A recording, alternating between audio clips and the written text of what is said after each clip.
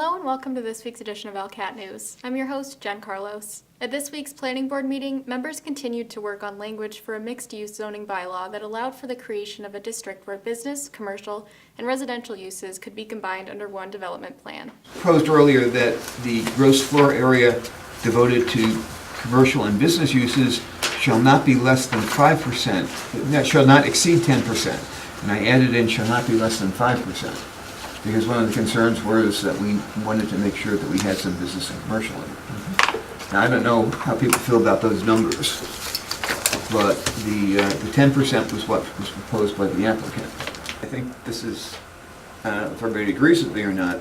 Concept is that you're creating a village, okay, on this 40 acres or 20 acres, whatever it is. You're creating a village, and that village includes where people live, a little bit of where they work, because you could have an office there, say if you're a lawyer, and your apartment could be in the same, or your townhouse could be in the same village.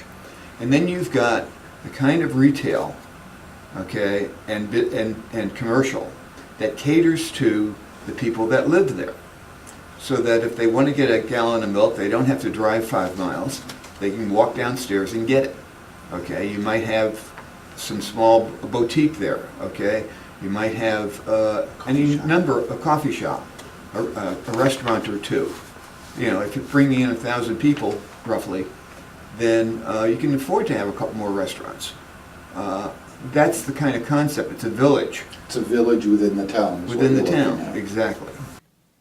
The board also discussed an inquiry from several residents regarding a possible bylaw to allow accessory residential use, i.e. in-law apartments in all the residential zones. So I talked about with him an amendment to the zoning bylaw, because I have also heard from other department heads in regard to the need for housing for seniors. I've had people come into my office and comment on the lack of housing that is available other than single-family residential, and what are we going to do about it. So I put together representative language that I gave to Carmine to take to our town clerk to discuss submitting his petition to the town council as a citizen's petition for the introduction of accessory dwelling use units. Well, thank you for meeting with the people and giving them some direction. I'm a little leery of them taking your work and making the leap that because you are the Director of Planning and Community Development, that you've endorsed it. And so that is of a concern, because there is then a misrepresentation that you've supported it and that you've kind of run it by the Planning Board to then present it to the Town Council. So I'm a little leery on that component. I think I would be better, my opinion, that you at least show them the mechanisms that they need, at least the process that they need to follow for them to then present it to Town Council or to the Planning Board. Also on Tuesday, the Town Council held its first workshop session dedicated to reviewing budgets submitted for FY20 by town departments. The DPW, IT, Finance Department, Clerk's Office, and ELCAT presented on Tuesday. The school department will present its budget on April 9th, starting at 5 p.m. prior to the regular council meeting at 6. On Thursday, April 4th, the school department hosted a public information forum on the status of the district's statement of interest for a high school renovation or replacement project. Their building process is slightly different. So we started with the SOI. It can take about a year. Eligibility takes about 10 months. You then move into what's called feasibility study. Feasibility study can take as short as 6 months. We've had one community go as long as 18 months because there was a lot of angst over what the project would be. During that phase is when we study the 4 different options, the repair through the new construction. The average time frame is about 9 months for feasibility. You then have to go to the board, the Mass School Building Authority, get approved to move into the next phase, which is schematic design. Schematic design can take 6 months. At the end of schematic design, the district has to vote the funding for the entire project. You do not have bids in hand from a contractor, you do not have full designs, so there are contingencies, there are escalations in that. But at that point in time, you're setting in ink with the MSBA what the agreement is, the size of the building, the anticipated cost of the building, and the district share, as well as the MSBA's maximum grant. So it's a very important milestone in a project. After that, we would complete the design of a high school of 185 to 190,000 square feet, takes about a year. It can be constructed in approximately 2 years, and then there's a closeout period. So not to be the bearer of the bad news, but all in all, from then until closeout, it's about anywhere from 6 to 6.5 years. So it is a long process. There's a lot of procedural steps that have to be made along the way. And it's important to understand that even if you get accepted right now, there's procedures that have to move, and it won't be tomorrow that the school is being built. I just feel it's frustrating, and that this community deserves a new high school. Yes. And we hope that we can get one in an expedient fashion. Thank you.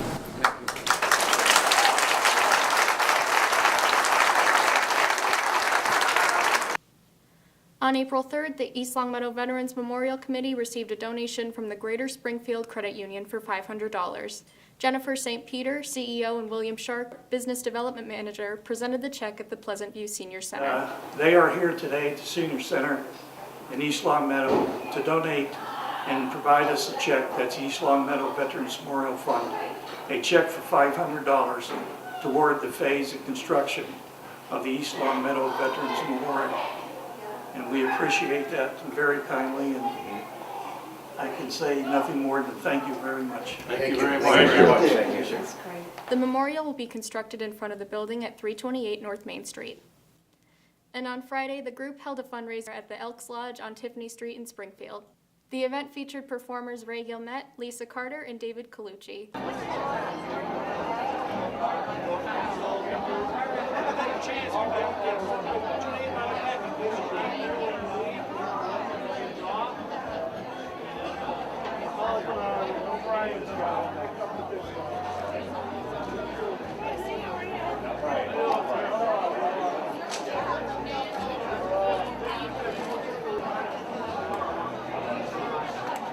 First off, I would like to thank the Board of Trustees of Elks Lodge 61 for donating this hall tonight.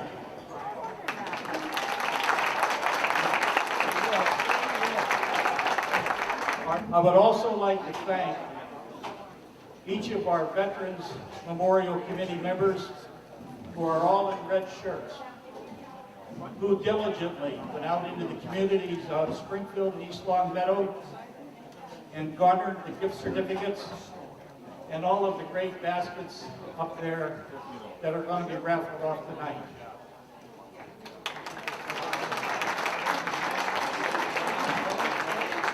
So I want to welcome you, thank you for your tremendous support, and you're going to have a great time tonight.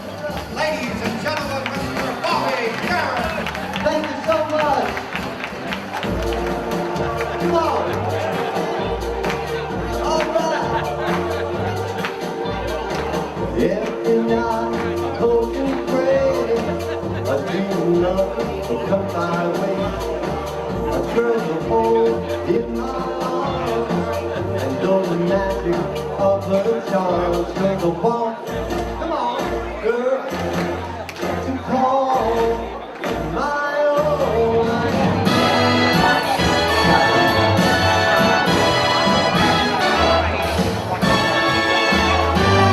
Well, I know, ladies and gentlemen, share.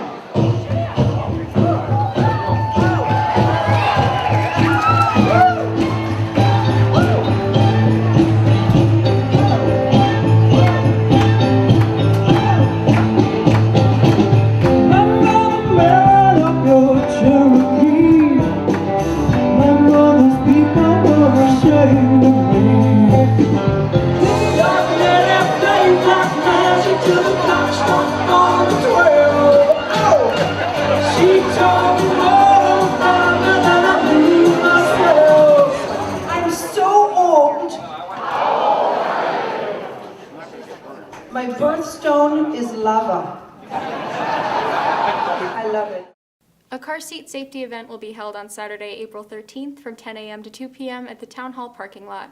Learn from certified car seat technicians about proper sizing and restraints, product recalls, defects, and more.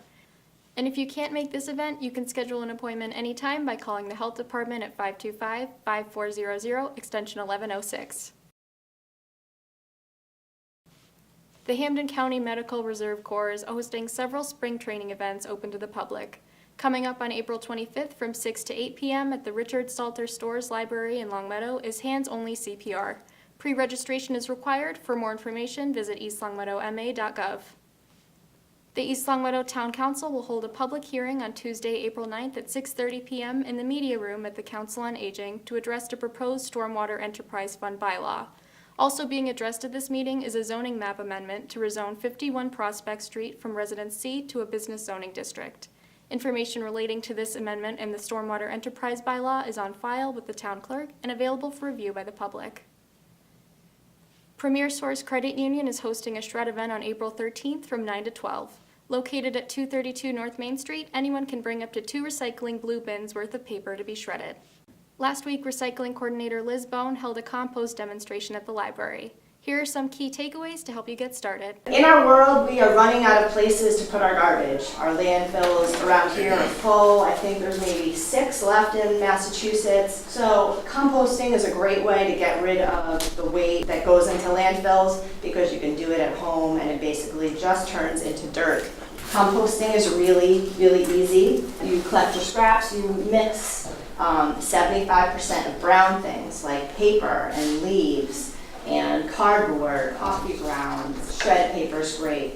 And if you have 75% of that and then 25% green things, which are like all your vegetables, your flowers, grass, you would have a great compost. And stirring it up a little bit every once in a while helps the composting to get all the nitrogen and oxygen in there. And aerating it, and because it has these holes in that add air, it helps the composting process. This compost bin has this bottom plate with holes in it.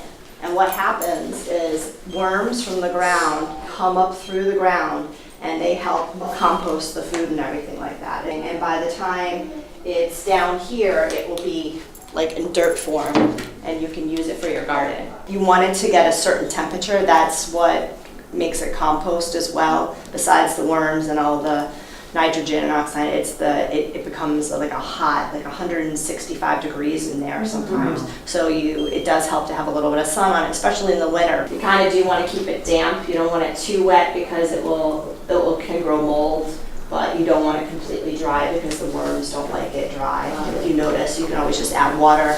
So animals, squirrels, raccoons, possums, skunks have sharp teeth. They love to gnaw and try to get through these things. I usually do like a bungee cord around it to try to keep the top on. And then there's pins, and the pins will go into the earth to keep it secure into the ground. This is the kitchen one. That you keep in your kitchen just so you don't have to go out to your compost bin all the time. And if it gets dirty, whatever, just put it in the dishwasher, it's fine. So things that you do not want to include in your compost bin is any meat or dairy, fats, oils, anything pet-related, plants and dandelions, because then they'll reseed and grow back into your garden. So if you don't want anything like that in your flower beds, don't include any sort of weeds. So basically, instead of just throwing away all your fruits and vegetables and bread, like put bread in there, rolls, I'm putting in here, and your trash is going to be much lighter. So if you do start it and you're having any issues, I'm more than happy to come over and help and do anything to get you going. Make sure, if you think, is it like too wet or too dry, give me a call, I'll come over and check it out for you. Again, let me know if you have any questions. I'm more than happy to help you out. Thank you. You're welcome. Thank you. Compost bins are available for purchase at the town hall.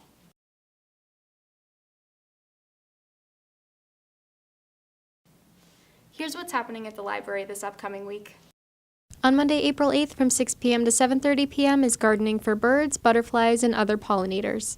Master Gardener George Kingston will give a presentation on planting and maintaining gardens that attract birds, butterflies, and other pollinators. On Wednesday, April 10th from 6 p.m. to 8 p.m. is a homeopathy film and Q&A. Just One Drop tells the story of homeopathy, the most controversial system of medicine. On Friday, April 12th from 1 p.m. to 3 p.m. is another edition of Friday Flicks. This week's film is Green Book, this year's Best Picture winner, rated PG-13. Finally, on Friday, April 12th from 3:30 p.m. to 4:30 p.m. is Art Club. Each student will leave with a finished and unique piece of art. All materials are included. This month, the group will create a radial symmetry print. St. Michael's Youth Players are back for their second production, this time showcasing the entertaining adventure of Shrek the Musical Jr. This group is an all-inclusive community theater that pairs youth with different abilities together to help all perform their roles the best way possible. The crew has been practicing since January and is excited to share it with the community April 26th through the 28th. Me? Wait here? By myself? Unless you'd rather come slay the dragon, rescue the princess. Well, I've been acting since I was, I can't remember, I was about 7 years old when I started acting. I've been kind of doing it here on and off, but I've been needing to branch out a little more. I've been acting since I was about 11 or 12. This is my 26th show. Hey, babysitter. No one wants to rescue me, so yeah, I'm a little bitter. Princess, Rudy, no one ever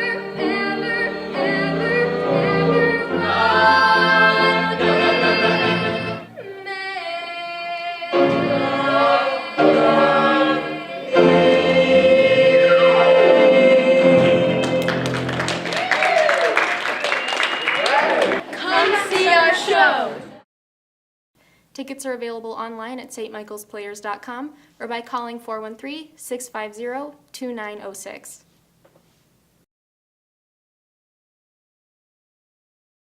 With school budget increases and conflicting priorities for spending, expenditures for classroom supplies often come out of teachers' pockets. When teachers retire, sometimes perfectly good reusable resources go looking for a good home. East Longmeadow resident Chris Williams is proud of an effort underway in Springfield called Tools for Teaching, a recycling store where incoming teachers can find an array of classroom supplies and resources. ELCAT student intern Lily Mulcahy visited the store and spoke with the group of dedicated volunteers who make it work.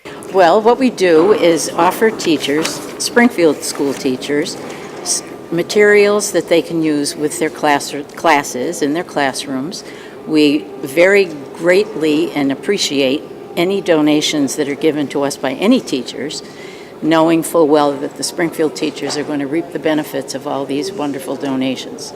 Twice a month, we welcome teachers in to see, what's been brought in from the donations, and we have several people that come multiple times because different things come in at different times. And this area is completely free. There's unlimited access to this. But then when they come over here to this area, this is all the brand new items for their classroom. It's also free, but they get two things out of here. People do donate money, and that's what's done with the money that is donated. We order things, and just recently we've gotten a tax ID. People can make a donation of money and know that it goes to this. We want to see this initiative, this program, throughout Massachusetts, throughout the region, and throughout the country. It doesn't cost any money.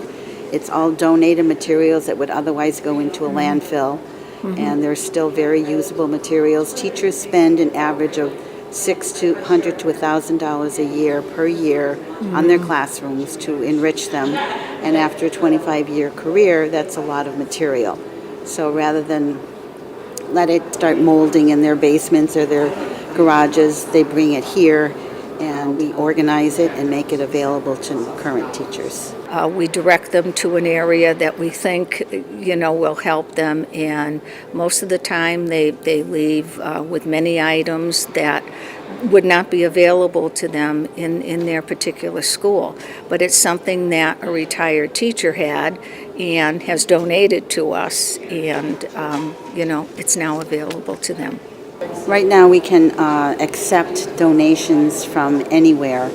We've had teachers come from Fall River, from Bridgewater, North Adams to donate We've had materials. from Connecticut also. From Connecticut. So right now that's the population that we're dealing with.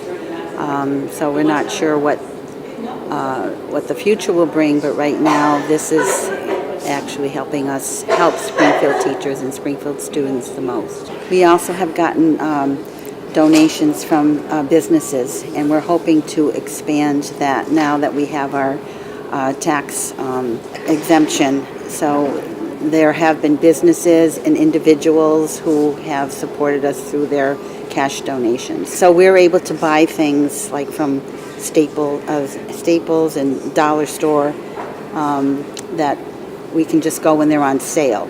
Otherwise, we use a grant that we get from MTA every year for $5,000 to purchase brand new materials that we offer, as well as the donated ones. We have a wish list, and teachers put down the suggestions. Chris then, takes a picture of the wish list and sits down with the money that we have with a couple of other members of the organization, and we start, purchasing what the teachers are wishing for.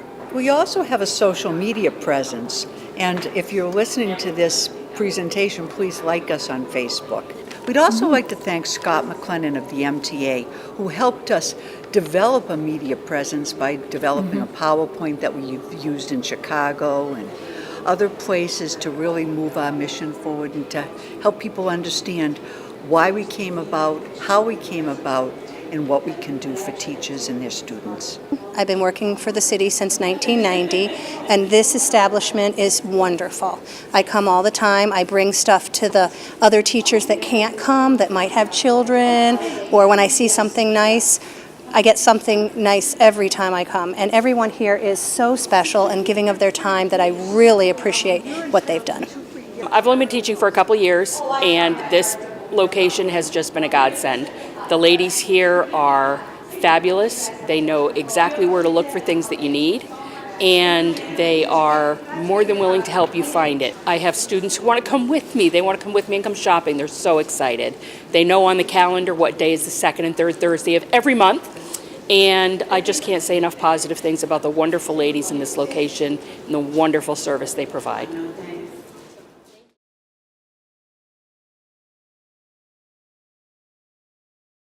That's it for this week's edition of ELCAT News. I'm your host, Jen Carlos. Thanks for watching. See you next time.